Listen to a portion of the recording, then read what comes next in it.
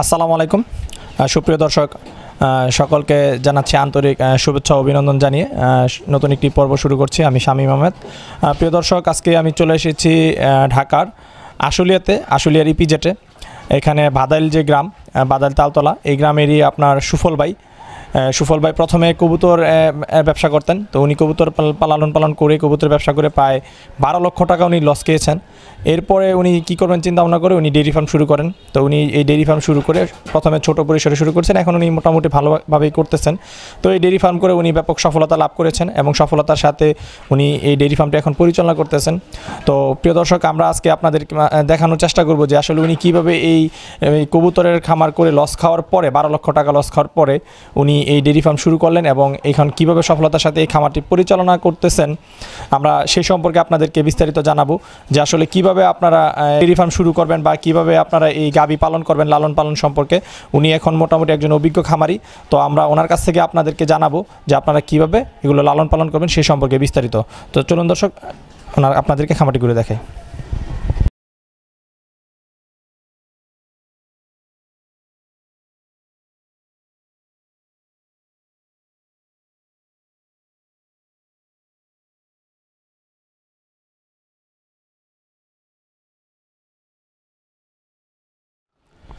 প্রিয় বন্ধুরা, আমরা এখন কথা বলবো সফল একজন ডেইরি খামারি সুফল ভাইয়ের সাথে। তো চলুন আমরা ওনার সাথে কথা বলি। আসসালামু আলাইকুম, কেমন আছেন সুফল ভাই? ভালো আছি আলহামদুলিল্লাহ, আপনারা ভালো তো? জি আলহামদুলিল্লাহ ভালো আছি। তো সুফল ভাই, আমরা আসলে জানতে পারলাম যে আপনি কবুতর পালন করে প্রায় 12 লক্ষ টাকা লস খাইছেন। তো এই যে 12 লক্ষ টাকা লস খাওয়ার পরে এই ডেইরি ফার্মে আসলেন, আসলে এটা কীভাবে, তখন আপনি এটা কীভাবে চিন্তা ভাবনা করে এখানে আসলেন? অ্যাকচুয়ালি আমার ছোটোবেলাতেই পশু পাখির প্রতি মানে খুব একটা ভালোবাসা, খুব শখ। তো কবুতর ছোটোবেলা থেকে পালতাম, প্রথম মানে দেশি কবুতর। পরে মাঝখানে আপনার ওই টঙ্গী বাজারে যখন গেলাম দেখলাম বড় বড় সাইজের কবুতর। আস্তে আস্তে মানে ওদিকে একটু নিশা চলে গেল। পরে আস্তে আস্তে ওই কবুতর 2-1 জোড়া করে কালেকশন করতে করতে তো ওই আইটেমগুলো আপনার বাহির থেকে আসে, আপনার আমেরিকা, জার্মান, তারপরে পাকিস্তান, বিভিন্ন দেশ থেকে আসে। তো ওই অনেক দাম, নতুন নতুন। তো ভালো ব্যবসাও ছিল, কিন্তু আমাদের এলাকায় কিনতাম মানে রোগ ব্যাধি হইলে ভালো সাজেশন কারো কাছে পাইতাম না। তো ওই অবস্থায় ভালো ট্রিটমেন্ট সময় মতো না দিতে পারলে ওই কবুতরগুলো অসুস্থ হয়ে পরে মারা যায়। আচ্ছা। তো এইভাবে মোটামুটি আমি ভালো টাকা লস খাওয়ার পরে ওগুলা বাদ দিয়ে দিছি। তো আবার হুট করে আপনার ওই বিভিন্ন ইউটিউবে বা এই টিভির অনেক কৃষি চ্যানেলের এইসব মানে গরু পালনের বিষয় যে মোটামুটি একটা এগুলা দেখার পরে এই গরু পালার প্রতি মানে একটা আগ্রহ হইল। আচ্ছা। হ্যাঁ, আগ্রহ হওয়ার পরে মনে করেন যে প্রথম একটা গাভী আমি কিনলাম 2.5 লক্ষ টাকা দিয়া। কেনার পর ওই গাভীটা বাচ্চা দিল। বাচ্চা দেওয়ার পরে মোটামুটি এই 10 মাস পর্যন্ত ওটা দুধ দিছে। 10 মাসে মোটামুটি আমি 4 লক্ষ টাকার দুধ পাইছি গাভীটার থেকে। 2.5 লক্ষ টাকা দিয়ে যে গাভীটা কিনছি এক সিজনে, তার থেকে আমি 4 লক্ষ টাকার দুধ পাইছি। ওটা আপনার কতটুকু দুধ দিত মানে দৈনিক? 20 লিটার দুধ দিত, মনে করেন 80 টাকা লিটার প্রতিদিন। মোটামুটি আমার মনে করেন যে 1500-1600 টাকার দুধ আসতো, তার মানে মাসে প্রায় 50,000 টাকার মতো। আচ্ছা আচ্ছা। হ্যাঁ, তারপরে ওইটা থেকে আবার একটা বাচ্চা হয়েছে, বকন বাচ্চা। সেই বাচ্চাটাও আবার আপনার এখন গাভী হয়েছে। তো মোটামুটি দেখলাম যে একটা গাভী যদি 50,000 টাকার দুধ আসে মাসে, সে নয় সারা মাসে 10,000 টাকা খাবে। আচ্ছা। হ্যাঁ, তাইলে এটা ভাবলাম যে না, খুব ভালো ব্যবসা। পরে আস্তে আস্তে তবে এটা পালতে গিয়ে একটু সমস্যার সম্মুখীন হয়েছি। মনে করেন প্র্যাকটিক্যাল জিনিসটা হলো আসল। প্র্যাকটিক্যাল ধারণা না থাকলে আসলে কোনো কিছু করা যাবে না। প্র্যাকটিক্যালে যখন শিখবে নতুন অবস্থায়, তো আমার তো কোনো প্রশিক্ষণ ছিল না। ওই নিজে এটার থেকে প্র্যাকটিক্যাল ধারণা নিয়েছি, বিভিন্ন সমস্যার সম্মুখীন হয়েছি। ওই প্রবলেমগুলো ফেস করাতে আস্তে আস্তে, যেমন কথায় আছে না যে শিক্ষকনে ঠেকছি জানে, এই যে ঠেকছি এরকম কিছু কিছু ভুল। তো ওরকম সমস্যা বেশি হয় নাই, তবে একটা গাভী দুর্ঘটনা হয়ে গেছিলো। ওটা সামথিং একটা কারণ, বেশি জটিল কারণ না। ওই ফুড পয়জন হয়েছিল, এটা টাইম মতো চিকিৎসা দেওয়া হয় নাই, একটা গাভী আমার মারা গেছে। তখন আমার বাসা থেকে আমার ফ্যামিলিরা মানে নিষেধ দিল যে 2,20,000 টাকার একটা গাভী তোমার মরে গেছে গা, তুমি এই ঘাটতি কীভাবে পূরণ করলা? পরে বললাম যে শোনেন, যেই মাটিতে মানুষ পড়ে ওই মাটির উপরেই ভর করে কিন্তু উঠতে হয়। আমি যখন আজকে এটাতে লস খাইছি, আবার অন্য ব্যবসায় যাব, আবার নতুন করে সেটাতে লস খাওয়ার আশঙ্কা থাকতে পারে। কিন্তু এটাতে লস খাইছি, আমার অভিজ্ঞতাটা চূড়ান্ত হয়ে গেছে যে কি কারণে আমার ভুলটা কোথায় ছিল। আমার ভুলটা কিন্তু সংশোধন হয়ে গেছে। পরবর্তীতে এটাতে আর আপনার লস খাওয়ার কোনো আশঙ্কা নাই, বা থাকলো যে যেটাতে মানুষ ঠগে ওটাতেই কিন্তু শিখে, না ঠেকলে কিন্তু শিখা যায় না, নাহলে ভুলগুলা আড়ালি থেকে যায়। ভুলগুলা যখন হয়ে যায় একটা দুর্ঘটনা, তখন ওই ভুলগুলা আপনার সামনে চলে আসে, কিন্তু ভুলগুলা ধরা পড়ে, তখন আর মানে ঠগার চান্স কম থাকে। তা আপনি শুরু করছিলেন একটা গাবি দিয়ে, এখন আপনার ফার্মে কয়টা গাবি আছে? এখন আমার 7টা গাভী আছে। 7টা। আপনি যে প্রথম শুরু করছিলেন 20 লিটার দুধ পেতেন, ওটা কি জাতের গাবি ছিল? ওই গাভীটা হলো আপনার ফিজিয়ান জাতের। ফিজিয়ান। আর এখন আপনার ফার্মে কি কি জাতের গাবি আছে? এখন আমার ফার্মে আছে ফিজিয়ান আছে, তারপর আপনার জার্সি আছে, মুন্ডি আছে, আবার ক্রস গরু আছে। আচ্ছা ভাই, জানেন যে আমরা এই গরুটা দেখতে পাচ্ছি, এটা আসলে কি জাতের গরু? ভাই গরুটা হলো হলিস্টিন ফিজিয়ান, কিন্তু মুন্ডি বলে, শিং নাই, কিন্তু মুন্ডি মূলত কোনো গাভীর জাত নাই। আচ্ছা, তাহলে এটাকে মুন্ডি বলে কেন? যে জাত যেহেতু নাই বলে কেন, এটাকে আপনার এটা ছোটবেলাতে ইন্ডিয়াতে আপনার ওরা গরুর শিং গজাইতে দেয় না, এটা আসলে এদেরই এটা পালার জন্য সহজ হয়, যাতে গুঁতো টুতো না দেয়, এই জন্য এই শিংটাকে এরা ছোটবেলাতে মেডিসিন দেয়া আর উঠতে দেয় না, এই জন্য গাভীটাকে মুন্ডি বলা হয়। আসলে মুন্ডির মূলত কোনো জাত নাই। তার মানে মুন্ডি গরুর একটা বৈশিষ্ট্য হচ্ছে যে এই গরু, হ্যাঁ এটাকে মুন্ডি বলে। এটার ভিতরে বিভিন্ন জাতের হয়, মনে করেন জার্সি মুন্ডি হয়, ফিজিয়ান আছে, সাইওয়াল, এটা মানে শিং যেটারই শিং না হবে ওইটারই মুন্ডি, শিং ছাড়াটারই মুন্ডি বলে। আচ্ছা আচ্ছা। এই গাভীটা আপনার কয় বিয়ান দিছে? এই গাভীটা আপনার 2টা বিয়ান দিছে, আগে একটা বাচ্চা দিছে, পরে বাচ্চা দেওয়ার পরে গাভীটা আমি আর কি 2,30,000 টাকা দিয়ে কিনে আনছি। আপনি কখন কিনে আনছেন 2,30,000 টাকা? দ্বিতীয় বিয়ানে? দ্বিতীয় বিয়ানে। এটা আমার এখানে মোটামুটি 17-18 লিটার দুধ দিচ্ছে বর্তমানে কিনে আনার পরে। আর এরকম একটা মানে প্রথম বিয়ানের মুন্ডি গাভী কত টাকা দাম হইতে পারে? প্রথম বিয়ানে আপনি তো দ্বিতীয় বিয়ানে 2,30,000 টাকা দিয়ে কিনছেন। এটা আর অ্যাকচুয়ালি আপনার গাভীর ভিতরে অনেক বৈশিষ্ট্য আছে, যেমন মুন্ডি, এমন মুন্ডি 3.5 লাখ 4 লাখ টাকাও আছে। ওটার দুধের রেঞ্জের উপরে আর কি, যেরকম দুধ দেয়, কত কত মুন্ডি আছে আমাদের বাংলাদেশে, কোনো 30 লিটার 40 লিটারের দুধ দেয়, ওরকম একটা গাভী কিন্তু হলো প্রায় 4 লক্ষ টাকা। 30 লিটার দুধে 4 লক্ষ টাকা? 4 লক্ষ টাকা।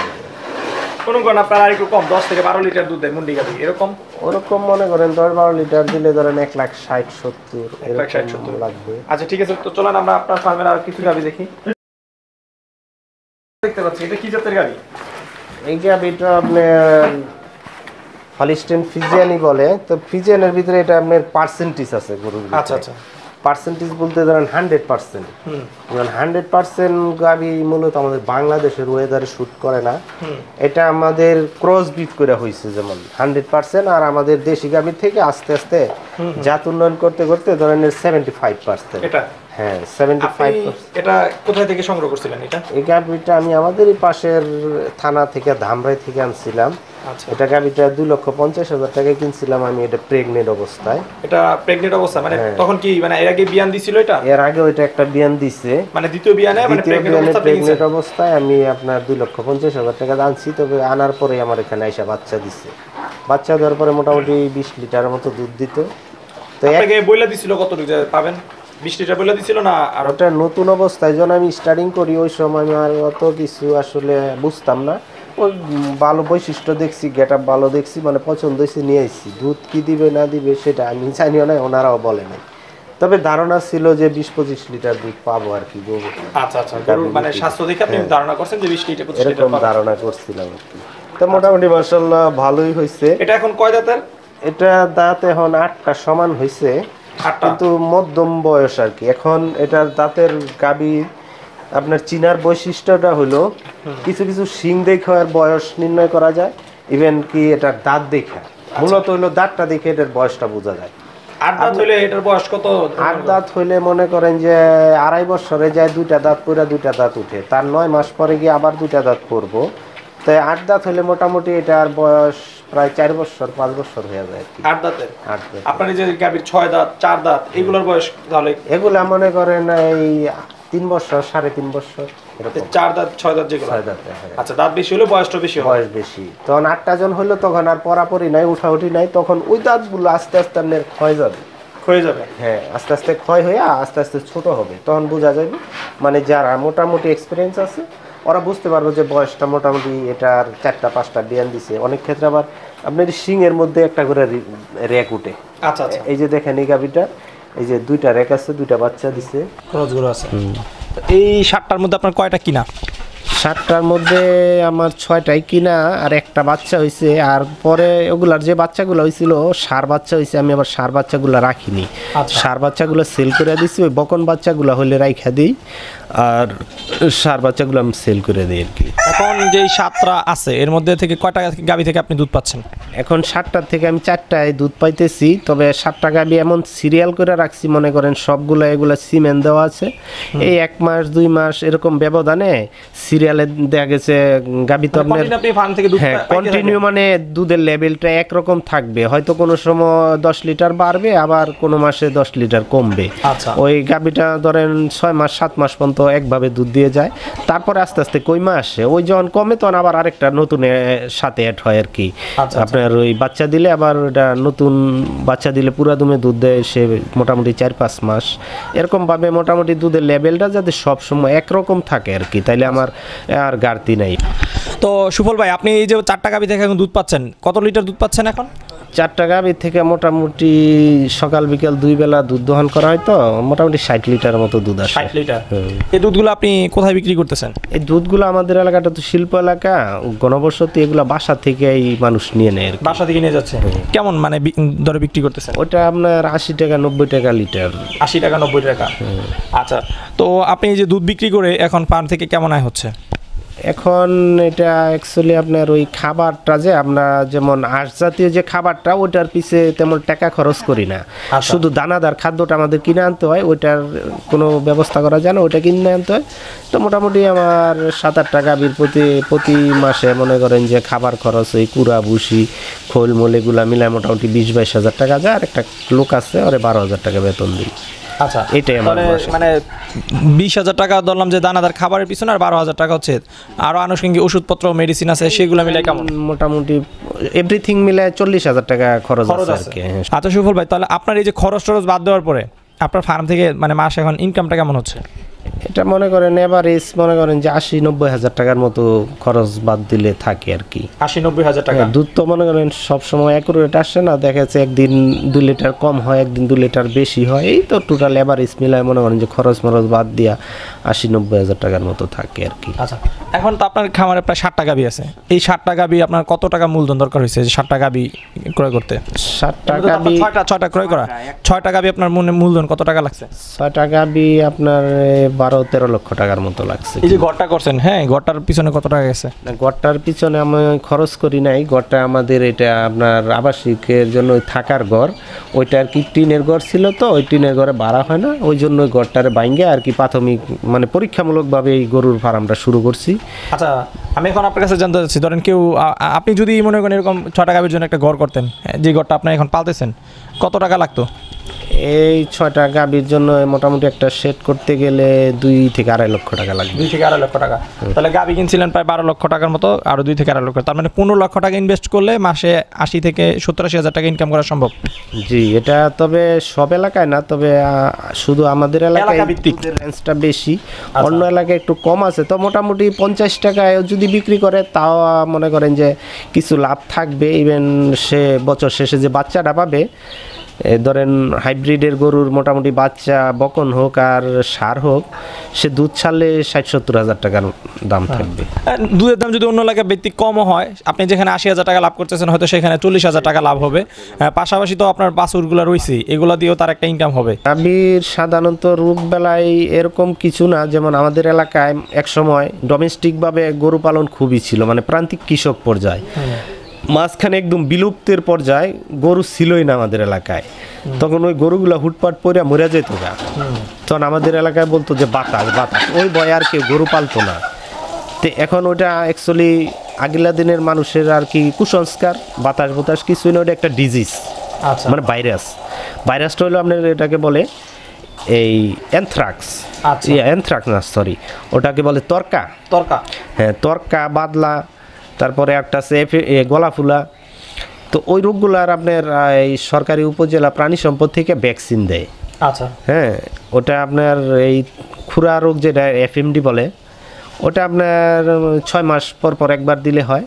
আর তরকা যেটা ওই যে গরু ভালো গরু পরে মরে জায়গা, আচ্ছা আচ্ছা, ওটা আপনার বৎসরে একবার দিলেই হয়। আরেকটা গলা ফুলা আছে, ওটা বৎসরে একবার দিলে হয়। এই মানে ডিজিজ প্রতিষেধক যে টিকাগুলা এগুলা দিয়ে রাখলে মোটামুটি আপনার এমনি আর কোনো সমস্যা নাই। এই সামথিং একটু হয়তো তাপ টেম্পারেচার একটু আপ ডাউন করে, ওগুলা সাধারণ বিষয়। তারপরে ওই খাবারটা আপনার মোটামুটি সহনীয় পর্যায়ে দিলে তেমন সমস্যা হয় না, কিন্তু বেশি ডিফারেন্স হলে ওই খাদ্যে ফুড পয়জন হয়। আপনাদের কৃষি টিভিকেও আমি ধন্যবাদ জানাচ্ছি, তবে আমি আশা রাখি যে আমার এটা দেখা যাতে কেউ লস না খায়, সবাই সফলতা অর্জন করে, আমার এটাই।